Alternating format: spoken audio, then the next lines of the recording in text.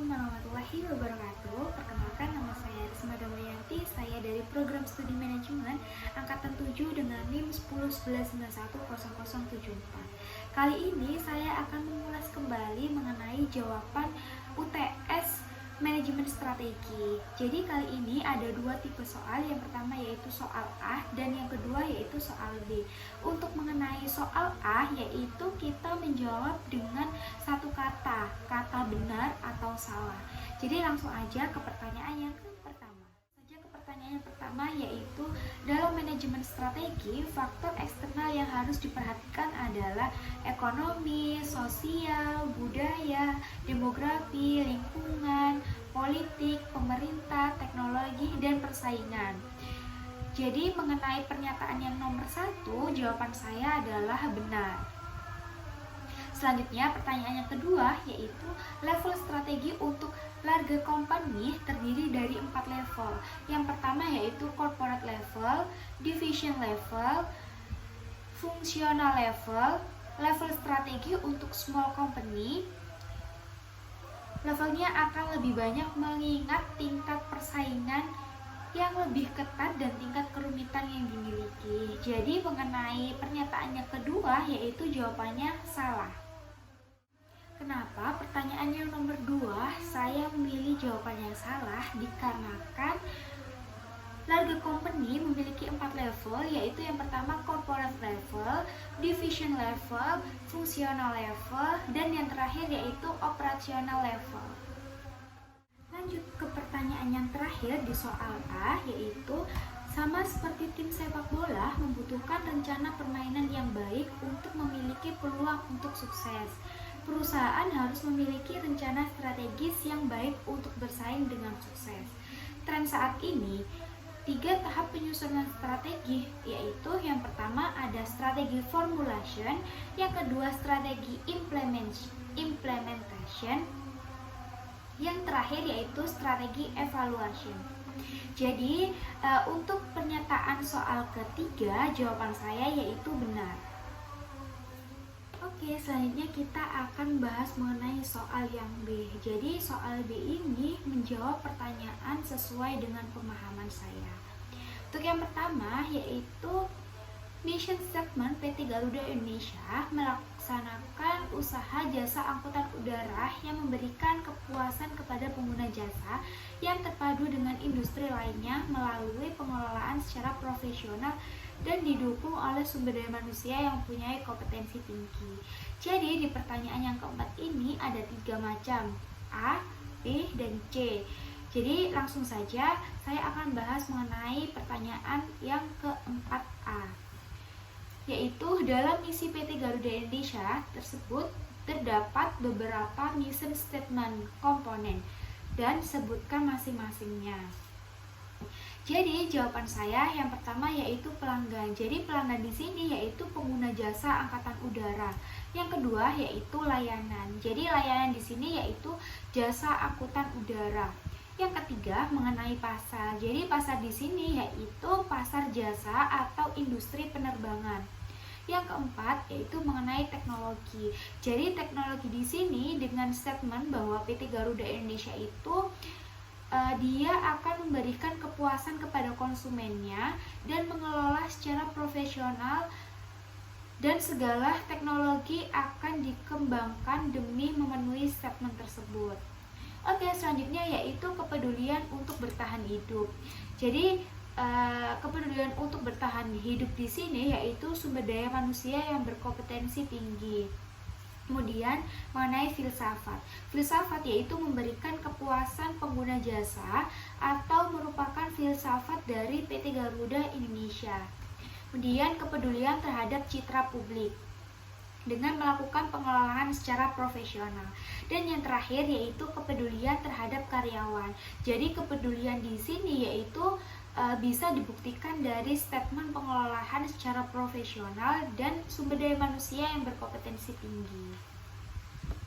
Lanjut ke pertanyaan yang 4B, yaitu tuliskan visi dan misi perusahaan Anda dalam tugas sebelumnya. Jadi di sini saya akan menjelaskan sedikit mengenai visi misi yang sudah saya buat untuk perusahaan yang sudah saya pilih. Jadi perusahaan kali ini yaitu perusahaan yang berjalan di bidang kuliner atau dinamakan sebagai Resto Badogers. Jadi di sini Badogers masih belum memiliki visi dan misi. Untuk visi yang sudah saya buat yaitu mengembangkan UMKM seafood terbaik dengan cita rasa yang asli, dengan bumbu pilihan dan produk yang berkualitas untuk menjaga citra baik kepada konsumen. Selanjutnya mengenai misi dari Badogers yaitu yang pertama mengutamakan kualitas terbaik dalam hal pelayanan, bahan makanan maupun desain grafis. Yang kedua yaitu membuat produk yang selalu bervariasi secara berkala supaya konsumen itu tidak bosan dan selalu datang mencicipi varian yang terbaru. Yang ketiga yaitu menumbuhkan keterampilan dan pengetahuan karyawan guna mencapai performa operasional kerja yang maksimal. Yang keempat yaitu melakukan promosi.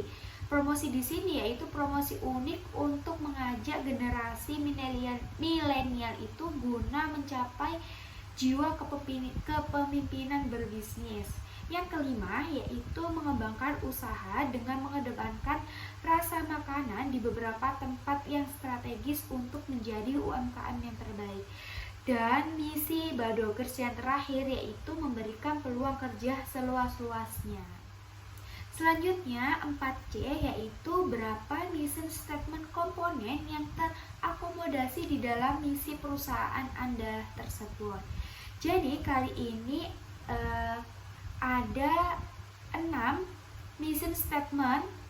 Yang pertama yaitu mengenai produk. Jadi produk di sini yaitu makanan seafood dengan kualitas yang terbaik. Kemudian yang selanjutnya yaitu service. Jadi di perusahaan ini akan memberikan pelayanan yang baik, tidak hanya soal cita rasa saja.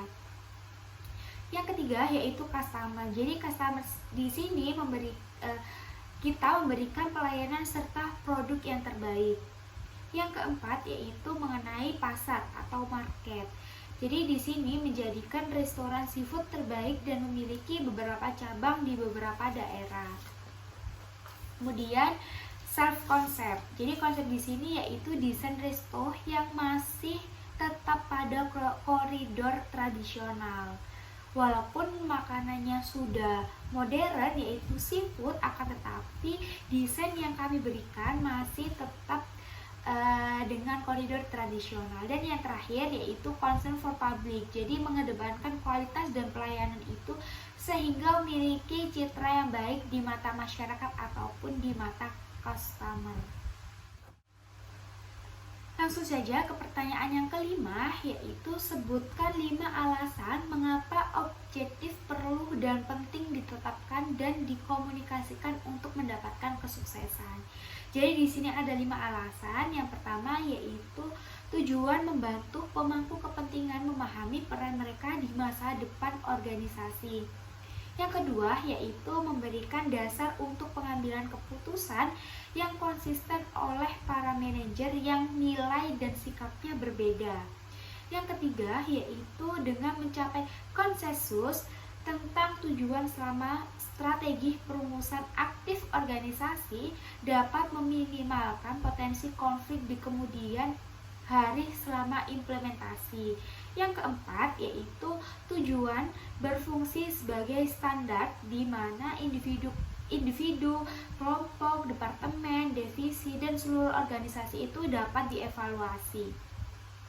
Dan yang terakhir yaitu tujuan juga memberikan arahan dan memungkinkan sinergi organisasi. Selanjutnya pertanyaan yang ke-6. Sebutkan 3 tahapan komprehensif strategi formulation framework dan jelaskan secara singkat masing-masing. Yang pertama yaitu the input state. Jadi berisi informasi input dasar yang dibutuhkan untuk merumuskan strategi. Di sini terdiri dari matrik AFE, matrik IFE, dan matrik profit kompetitif atau singkatan dari CPM. Yang kedua yaitu the matching stage. Jadi berfokus pada penciptaan strategi yang alternatif masuk akal dengan memperhatikan faktor eksternal dan internal umum. Kemudian teknik termasuk matriks, kekuatan, kelemahan, peluang, dan ancaman atau biasa disebut SWOT. Kemudian matriks posisi strategi dan evaluasi tindakan atau biasa disebut dengan SPAGE. Kemudian matriks Boston Consulting Group PCG, kemudian matriks internal eksternal IE, dan matriks Grand Strategi. Yang ketiga yaitu the decision stage atau menggunakan matriks QSPM. Jadi QSPM ini menggunakan informasi input dari data satu untuk secara objektif mengevaluasi strategi-strategi alternatif yang diidentifikasi dalam tahap yang kedua. QSPM menunjukkan daya tarik alternatif, berbagai strategi alternatif, dan memberikan landasan objektif bagi pemilihan strategi alternatif. Dan pertanyaan yang terakhir yaitu nomor 7, yaitu di sini terdapat kolom TOWS untuk sebuah perusahaan mesra. Jadi yang pertama yaitu gambarkan di posisi kuadran mana perusahaan tersebut pada bagian SWOT dan strategi apa yang tepat untuk dilakukan. Jadi jawaban saya terkait pernyataan tersebut yaitu perusahaan itu berada pada kuadran ke-1, dikarenakan perusahaan itu di posisi yang paling menguntungkan. Kemudian pernyataan yang kedua yaitu susunlah sebuah matriks TOWS yang terdiri dari SO, ST, WO, WT dengan masing-masing jenis terhadap minimum 2 strategi. Jadi jawaban saya yang pertama yaitu SO, Strength Opportunities. Yang pertama menggunakan seluruh kekuatan untuk merebut. Yang kedua yaitu memanfaatkan peluang sebesar-besarnya. Setelah itu mengenai ST atau Strength Trade. Jadi kali ini ada 2 strategi. Yang pertama memaksimalkan kekuatan yang dimiliki objek. Selanjutnya mengatasi berbagai ancaman. Yang ketiga mengenai WO. Jadi terdiri 2 strategi.